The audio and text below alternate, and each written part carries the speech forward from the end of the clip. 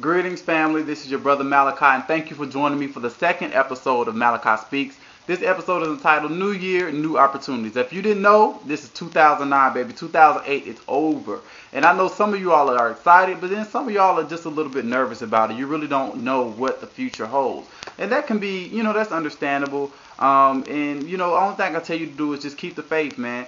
God really has 2009 in his hands, just like he had 2008, 2007, every year before, and every year to come. So, we really have to just place our faith and trust in God in order to make it. But what I want to talk to you all about in this particular episode is to take advantage of the opportunities that are available for you all, and for us more so in 2009, just like every other year. The thing about it is the technique to recognizing the opportunities are to understand that things aren't the way they used to be, and they may never be that way again. A lot of the systems that we grew up on, a lot of systems that we went to college to learn about, squash. I mean, they really don't work anymore. Pretty much a lot of our financial systems were based on some greed and corrupt, ways of handling business and transacting things. And pretty much, in my personal opinion, God just got fed up with it and was like, look, we got to scratch this, start over. And, it's really not all bad. If you look at it, even though people aren't getting paid as much as they would like to, a lot of people getting laid off of their jobs, it's really giving you an opportunity to pursue the desires of your heart. I mean, it's a lot of things that God has laid on your heart that you just didn't have the time for.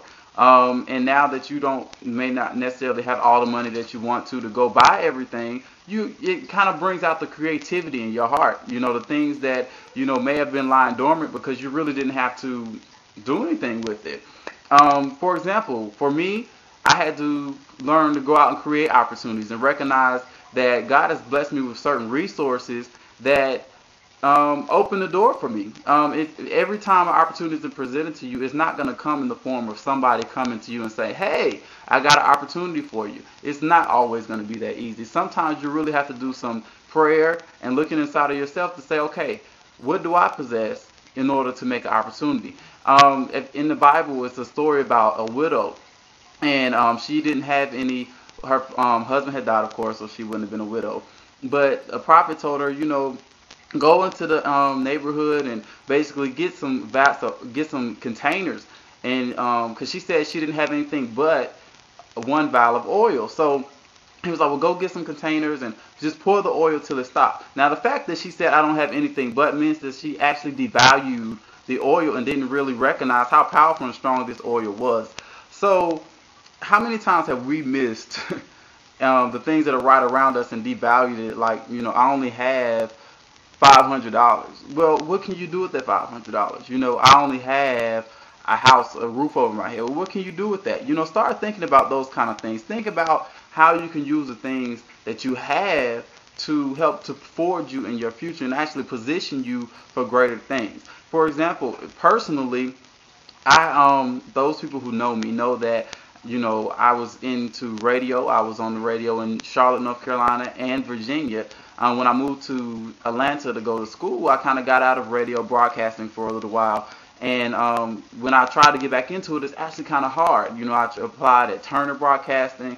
I wanted to get in with Tyler Perry Studios. Tyler, if you're watching this, please give me a call. And some other things, but that just didn't work out for me. So I actually started working in the education system, which I love. Love dearly, love the kids and the parents and the faculty and staff that I work with. But, this longing in my heart to, do Christian education through the means of media was still there. But I didn't know how this opportunity was going to be presented to me. I was waiting on Fox to call me or somebody every single day. But I had to realize, wait a minute, D, you have the resources here for you. I mean, YouTube is free. You have the equipment on your computer. Why not? You have the expertise and knowledge to know how to edit your own clips and to actually have something to talk about. So that's how I ended up on here. Then even further than that, even before I did my first broadcast, I was talking to my frat brother, Jay Rich. Love you, man. And just trying to get some information from him because he's been doing this for a little bit longer than me. And he opened the opportunity for me to be a part of his web magazine, urbanaudacity.com. Y'all need to check it out. It's really tight.